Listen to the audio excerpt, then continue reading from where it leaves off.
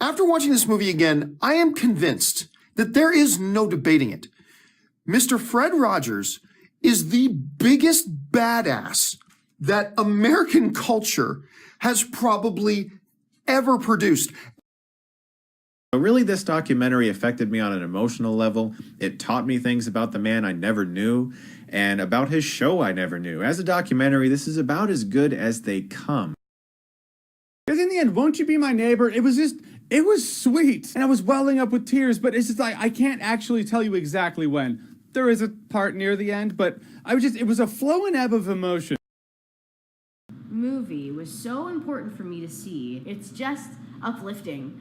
And there's not enough of that content out there right now at all. If you did grow up watching Mr. Rogers, this is a very moving experience. Take a look. So the question is not, did you cry, but rather, how many times and when? In the first 5 minutes of the movie, like they snap open this wooden crate and they bring out the trolley, and that was it. Were you a fan?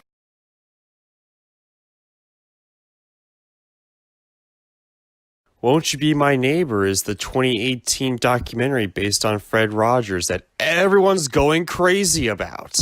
Now, normally I don't review movies that are still in theaters because that's generally not my style of reviews. Normally I just review like older movies or movies that just came out of theaters so I can use some footage and all that. But lately there's been this one movie that's been taking the movie fandom by storm, and everyone's talking about it. Everyone wants in on it. Everyone's saying, oh, this is a great movie. This is a great thing. We need more of this. I mean, literally, everybody's been saying this, and everybody's been praising this movie. So I was fascinated to find out that not only was it a movie, but it was a documentary, okay, on Fred Rogers, aka Mr. Rogers. Huh. Now, don't get me wrong, I like Mr. Rogers enough, but everyone's just saying it changed their lives. We need more people like Mr. Rogers.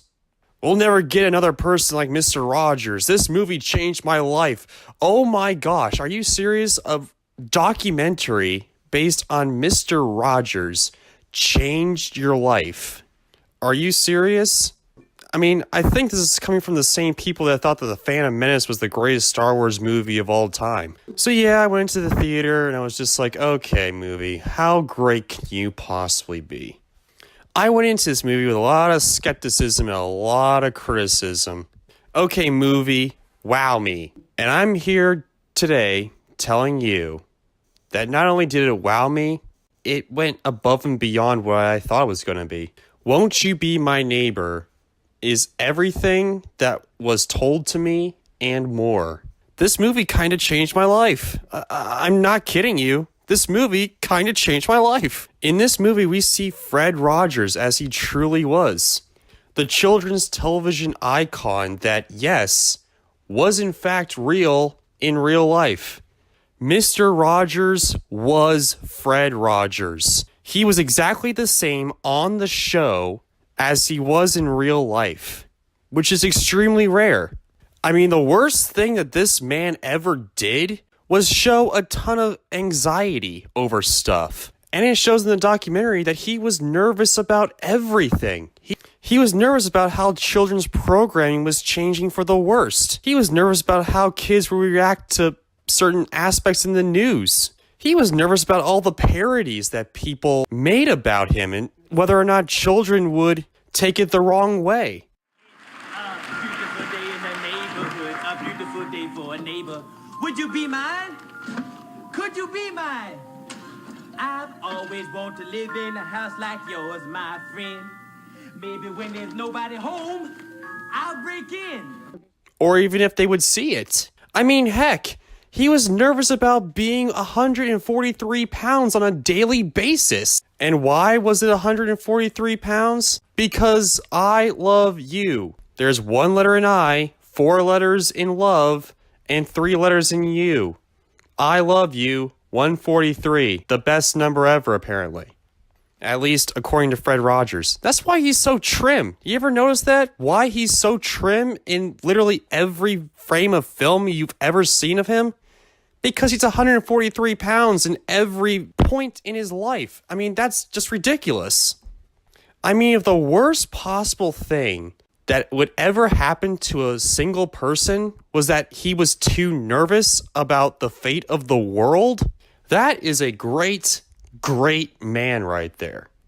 And you know why people talk about Mr. Rogers' Neighborhood and continue to talk about it? Because he did certain things that nobody would ever do or probably ever will do in children's programming. You know what he did? I actually remember this as a little kid watching his show. He sat down and asked, "Hey, you want to know how long a minute is?" And he wound up his clock, just sat there in silence for a single minute until the timer went up. Dead silence. There's also a lot of behind the scenes of Mr. Rogers' Neighborhood. Like a lot of the stuff that actually went into production. Like the fact that Fred would never ever appear in Imagination Land. Like whenever the puppets were actually alive or whatever, and when the humans that were in Imagination Land were in there, Fred would never appear. And the people in Imagination Land would never appear in real life. Just to make kids know that this is Imagination Land. This ain't real. Oh, and speaking of which, there's an episode of Mr. Rogers about assassination. What? When I was a kid, I never saw that episode about assassination. Or if I did, it just went over my head. I had no idea that this was kind of that stuff. There's a lot of stuff about Mr. Rogers' Neighborhood I never knew.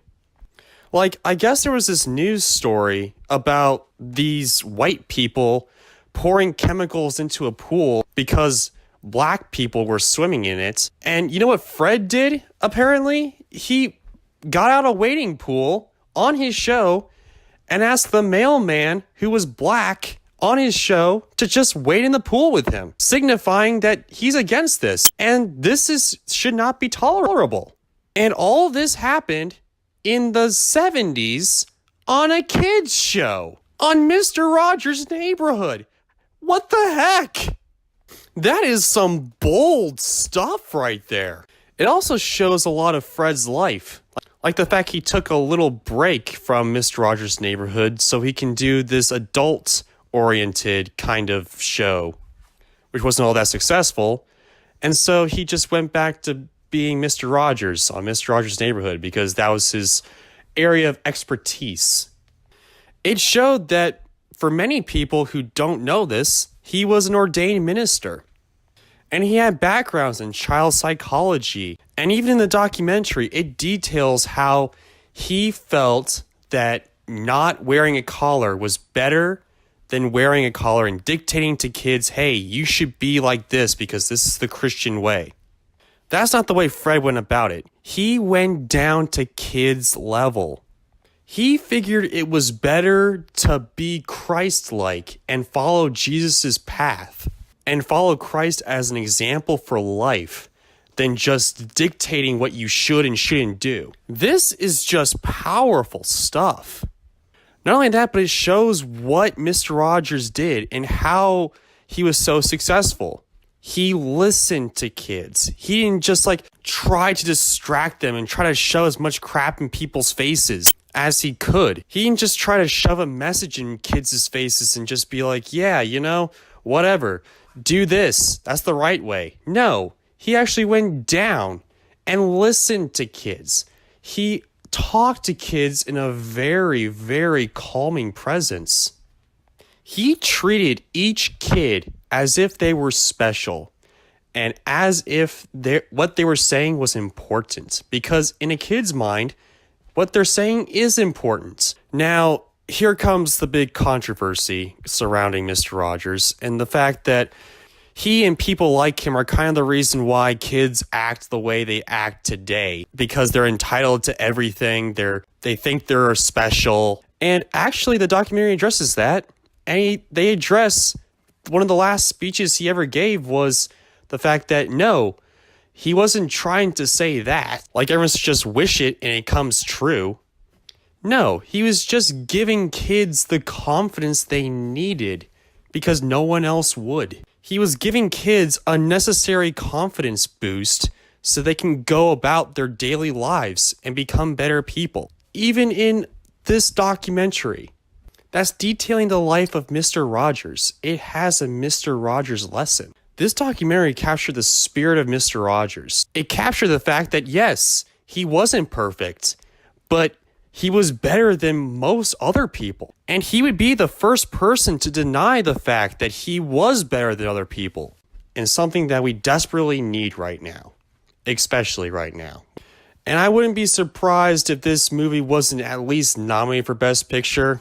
It probably won't, but I wouldn't be surprised if it would. And I'm giving this movie a perfect score of beyond awesome. This movie was everything I wish it would be and more.